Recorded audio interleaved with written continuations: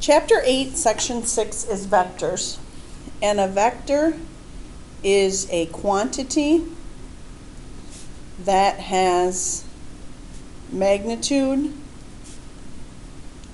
and direction. A quantity that has magnitude and direction. And we write these in component form. They're kind of like an ordered pair. X, Y, only we have those kind of arrow things on the end. And the X is the horizontal, and the Y is the vertical. Horizontal, vertical. So for component form, starting here at H, we go back 3.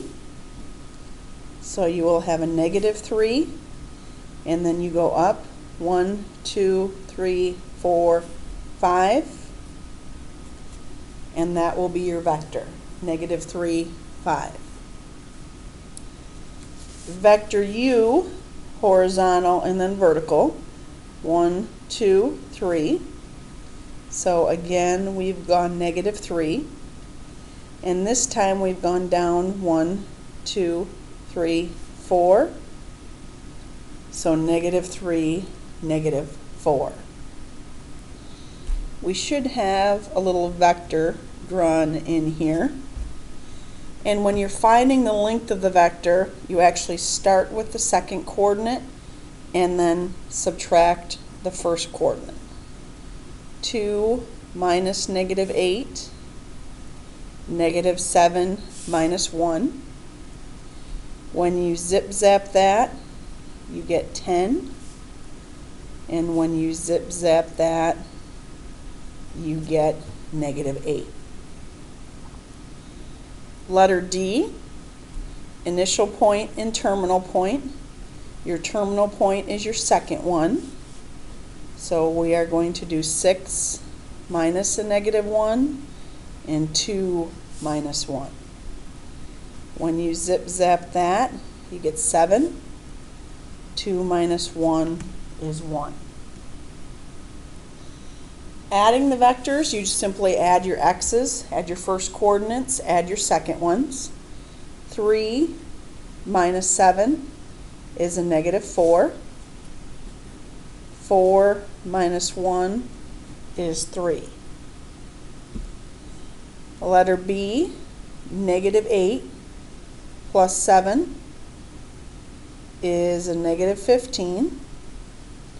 -2 plus -5 is -7. Adding these vectors, 0 plus 2 is 2.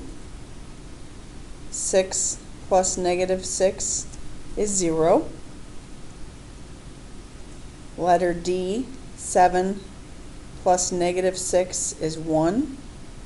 -3 plus 9 is a +6. When you are asked to find the magnitude of a vector, you are asked to find the length or the size. So you are asked to find out how big that is. And the next thing, we're asked to draw the magnitude, or draw the vector on the coordinate plane and then find the magnitude. So -1, 1, 2, 3, 4, 5. -1, 5. And if we draw this right triangle in there, we're trying to find that magnitude. That's a Pythagorean theorem question. This is nothing new. It's stuff you've done before. So we will have 1 squared plus 5 squared equals x squared, which becomes 1 plus 25, and x then equals the square root of 26. You can leave it that way, or if you do the square root, I think you get right about 5.1. Next one, drawing the vector -3, 1. Again, we form a right triangle. So we will have 1 squared plus 3 squared is x squared, which becomes 1 plus 9 equals x squared.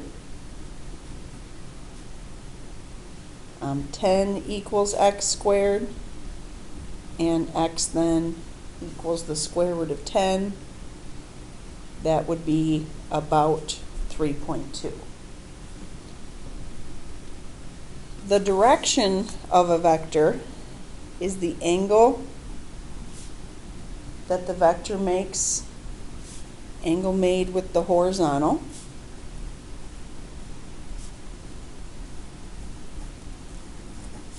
So the next one says the force exerted by a skier is 1, 4.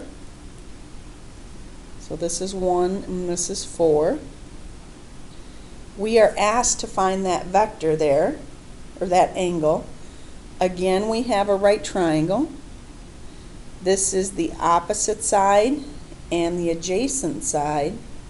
So we actually have the tangent of that angle is 4 over 1. Tangent is opposite over adjacent. So we can do inverse tangent of 4 over 1. And when you enter that into your calculator, that angle is about 76 degrees, 75.9.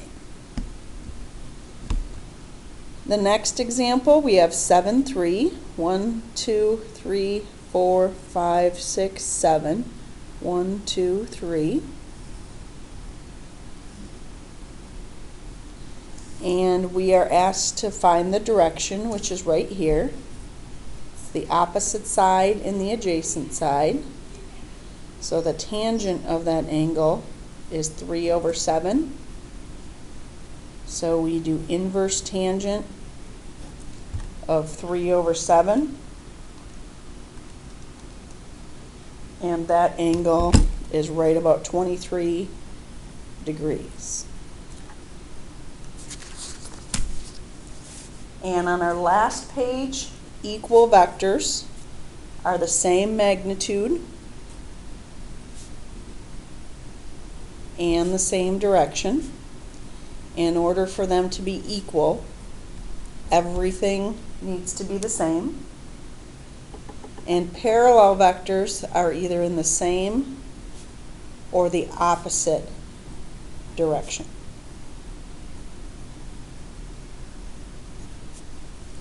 So our first one, we are asked to find equal vectors. They need to be exactly the same size, exactly the same direction. And that will be PQ and RS. Notice the angle is over the Q on this one. Sorry, the arrow is over the Q on this one. The arrow is over the S on that one.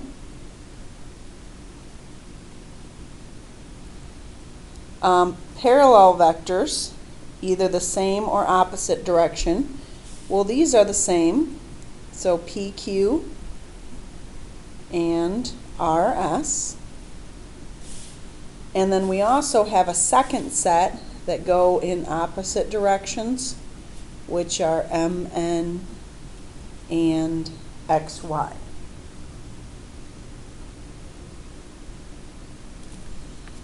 Equal vectors here, same direction, same size, will be IJ and OP. Those will also be parallel. And we have a second set of parallel vectors right here. They're not the same size, but they go in opposite directions, KL and MN.